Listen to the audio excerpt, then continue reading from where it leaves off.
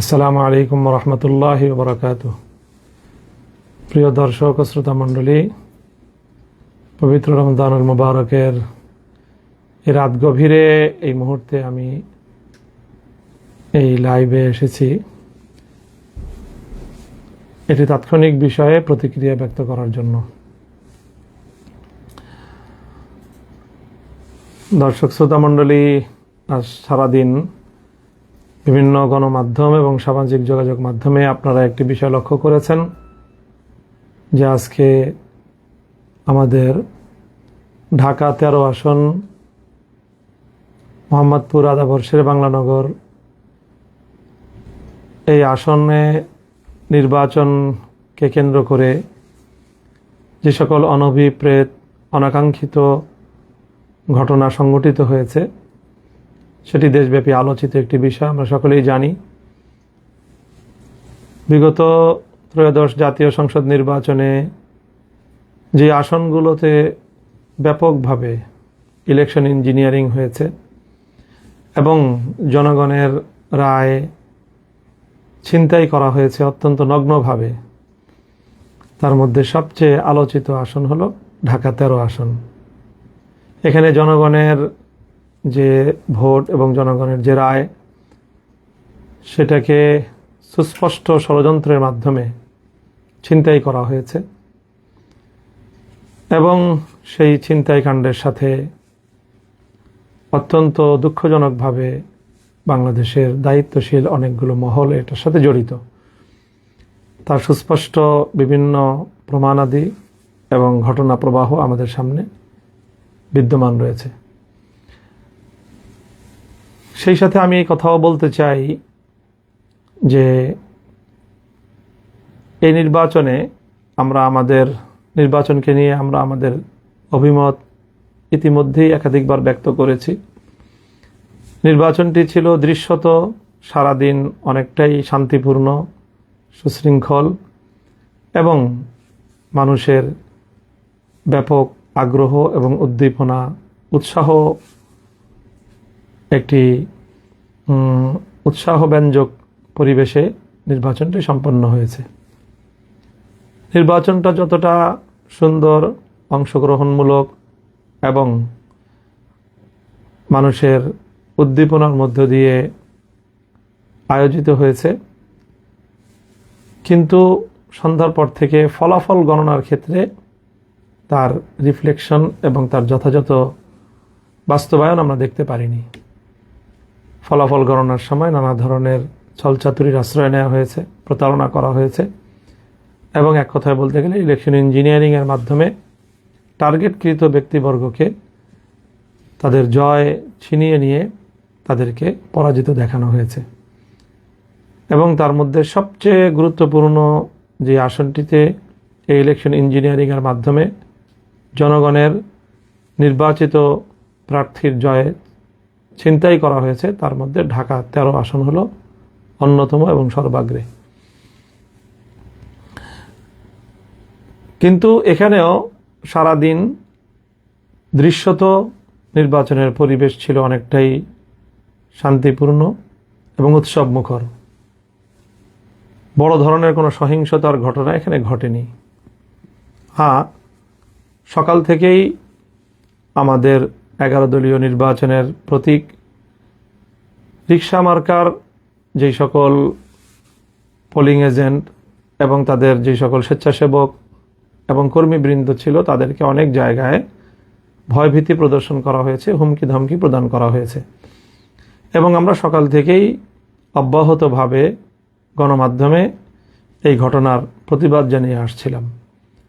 আমাদের ঢাকা 13 আসনটি 7টি ওয়ার্ড নিয়ে গঠিত এবং এই 7টি ওয়ার্ডের মধ্যে সকাল ভোর থেকেই সবচেয়ে বেশি আমাদের নেতাকর্মীদেরকে হুমকি ধমকি প্রদান করা হয়েছে এবং অশোভন আচরণ করা হয়েছে আমাদের এই 13 আসনের 34 নং ওয়ার্ডে। স্থানীয় বিএনপি নেতা রাজেশ খানের নেতৃত্বে এই জাতীয় কার্যকলাপ পরিচালনা করা হয়। আমাদের কেন্দ্রের বাইরে বুথগুলোতে আমাদের যে সকল নেতাকর্মীরা ভোটারদেরকে রিসিপশনের জন্য, তাদেরকে ভোটার স্লিপ প্রদান করার জন্য, ভোটারদেরকে এগিয়ে আনার জন্য যে সকল কার্যক্রম পরিচালিত হচ্ছিল, প্রতিটি সেন্টারে সেন্টারে, প্রতিটি কেন্দ্রে কেন্দ্রে এবং প্রতিটি আমাদের যে বুথ ছিল সবগুলোতে গিয়ে রাজেশ খান এবং তার সন্ত্রাসী বাহিনী ব্যাপকভাবে সন্ত্রাসী কার্যকলাপ পরিচালনা করেছে, হুমকি ধামকি প্রদান করেছে এবং তাদের অনেককে সেখান থেকে চলে যাওয়ার জন্য প্রাণনাশেরও হুমকি পর্যন্ত দিয়েছে এই রাজেশ খান। এই কথাগুলো আজ আমি ইলেকশনের অনেক দিন পরে এসে বলছি তা নয়। আমি 12 তারিখ সকাল 10টার মধ্যেই এই কথাগুলো আমি গণমাধ্যমে বলেছি এবং রাজেশ খানের নাম নিয়েই আমি আমার এই অভিযোগের কথাগুলো সেখানে ব্যক্ত করেছি। তবে সেখানে আমাদের পক্ষ থেকে কোনো প্রতিরোধ অথবা পাল্টা কোনো তাদের উপরে কোনো হামলা অথবা কোনো ভয়ভীতি প্রদর্শনের ঘটনা ঘটেনি। আমাদের নিরীহ লোকজন তাদের ভয়ভীতি যতটুকু উপেক্ষা করে সম্ভব হয়েছে কার্যক্রম পরিচালনা করেছে। তবে দিন গড়ানোর সাথে সাথে সেখানে তাদের শোডাউন এবং কেন্দ্রের সামনে তাদের শক্তি প্রদর্শনের মাত্রা বৃদ্ধি পেতে থাকলে একসময় আইনশৃঙ্খলা রক্ষাকারী বাহিনী সেখানে পদক্ষেপ গ্রহণ করে, বিশেষ করে আর্মি গিয়ে সেখানে সেই বিএনপির এবং ধানের শীষের প্রতীকের যারা কর্মী ছিল এবং সাধারণ মানুষদেরকে যারা ভীতি প্রদর্শন করছিল এবং ভোটের শান্তিপ্রিয় পরিবেশকে যারা বিঘ্ন ঘটাচ্ছিল তাদেরকে বারবার ছত্রভঙ্গ করে দিয়েছে আইনশৃঙ্খলা রক্ষাকারী বাহিনী এবং বিশেষ করে আর্মি। এবং সেখানে তাদেরকে ছত্রভঙ্গ করতে গিয়ে সেখানে আর্মি অ্যাকশনে গিয়েছে, লাঠিপেটা করেছে ব্যাপকভাবে এবং সেই লাঠিপেটায় সারাদিন বিভিন্ন কেন্দ্রে বিএনপির অনেক নেতাকর্মী, ধানের শীষের অনেক নেতাকর্মী তারা আঘাতপ্রাপ্ত হয়েছে। ক্ষেত্র বিশেষে তাদের সাথে সাথে আমাদেরও অল্প কিছু লোক আর্মির সেই প্রহারের শিকার হয়েছে এবং তারাও আহত হয়েছে এবং সেই আহতদেরকে আমি 12 তারিখ রাতেই তাদের শয্যাপাশে গিয়েছি এবং তাদের চিকিৎসার ব্যবস্থা আমি গ্রহণ করেছি। আর্মির এই আক্রমণ এবং তাদের ছত্রভঙ্গ করা, শান্তি শৃঙ্খলা রক্ষার এক পর্যায়ে ওখানে আমাদের লোকজনও যেরকম কিছু আহত হয়েছে আর প্রায় 90% জন বা তার চেয়েও বেশি সেখানে আক্রান্ত হয়েছে ধানের শীষের নেতাকর্মীরা।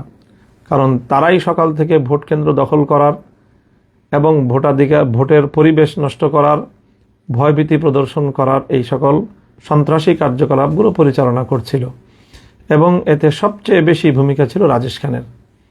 সেই রাজেশ খানের কর্মী বাহিনীর সাথেই আর্মি তাদেরকে ছত্রভঙ্গ করতে গিয়ে তাদের উপর লাঠিপেটা করে এবং সেই লাঠিপেটায় তাদের মধ্যে অনেকে আহত হয়েছে এবং সেই আহতদের মধ্যে রাজেশ খানের নিকটাত্মীয় একজন হায়দার আলী নামে এক ব্যক্তি ছিলেন। সেটা আমরা আগে জানতে পারিনি, তাদের পরিচয় শনাক্ত করা যায়নি। আজকে ধানের শীষের প্রার্থী হয়তো আগাম তারা অনুভব করেছিল যে হায়দার আলীর তার অবস্থা শোচনীয়, আর্মির লাঠিপেটায় গুরুতর আহত এবং আইসিইউতে সে সম্ভবত ভর্তি ছিল এবং আমরা আশঙ্কা করছি যে তার অবস্থা সংকটাপন্ন এবং তার মৃত্যু নিশ্চিত জেনেই সকালবেলা ধানের শীষের প্রার্থী একটি এখানে সিন ক্রিয়েট করেছে এবং আমাদেরকে বা আমাদের উপর এর দায় চাপানোর জন্য একটি নাটক মঞ্চস্থ করেছে এবং সেই নাটকের মাধ্যমে মূলত তাদের সন্ত্রাসী কার্যকলাপ, রাজেশ খানের এই দখলদারি, সন্ত্রাস এবং ভোট কেন্দ্র দখল করার তাদের এই প্রবণতা এবং তার প্রেক্ষিতে সেনাবাহিনীর পদক্ষেপের বিষয়কে আড়াল করার জন্য শাক দিয়ে মাছ ঢাকার একটি প্রবণতা হিসেবে হঠাৎ করে আজ ইলেকশনের এতদিন পরে এসে এই জাতীয় ঘটনার দায় রিক্সা মার্কার নেতাকর্মীদের উপর চাপানোর চেষ্টা করা হয়েছে। আমি মনে করি এটি একটি দূরভিসন্ধি এবং ষড়যন্ত্রমূলক ঘটনা। কিছুক্ষণ পূর্বে আমরা দেখেছি সামাজিক যোগাযোগ মাধ্যমে রাজেশ খানের এবং তার সহকর্মীদের মাধ্যমে তারা যেই সংবাদ প্রচার করেছে, সেখানে ওই হায়দার আলীর নিহত হওয়ার সংবাদ প্রচারিত হয়েছে।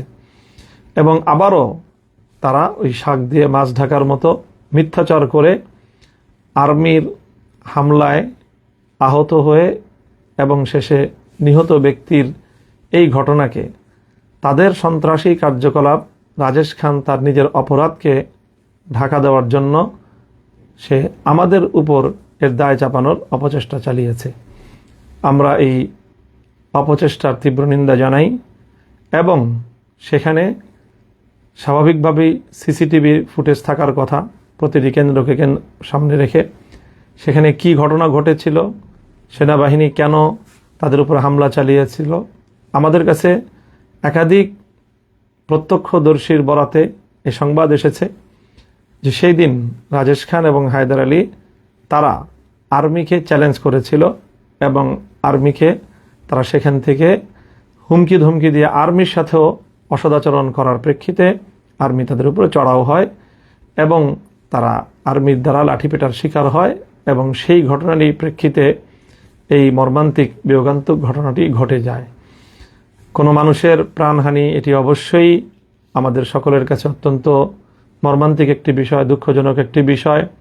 আমরা এই নিহত ব্যক্তির হায়দার আলীর মৃত্যুতে গভীর শোক প্রকাশ করছি এবং এই ঘটনার যথাযথ সুষ্ঠু তদন্ত সাপেক্ষে যারা তাদেরকে নিয়ে এই সন্ত্রাসী কার্যকলাপ করেছিল, ভোট কেন্দ্র দখল করার পায়তারা চালিয়েছিল, মহড়া দিয়ে ভীতি সৃষ্টি করার এবং আতঙ্ক সৃষ্টি করার অপতৎপরতা চালিয়েছিল, তাদের বিরুদ্ধে যথাযথ তদন্তের মাধ্যমে প্রকৃত ঘটনা উদ্ঘাটন করার দাবি জানাই এবং সেই সাথে কেন এইভাবে আঘাত করা লাগলো বা হলো, এর সাথে দায়ী কারা, সিসিটিভি ফুটেজের যথাযথ উদ্ঘাটনের মাধ্যমে এই ঘটনা যেন জাতির সামনে স্পষ্ট করা হয়।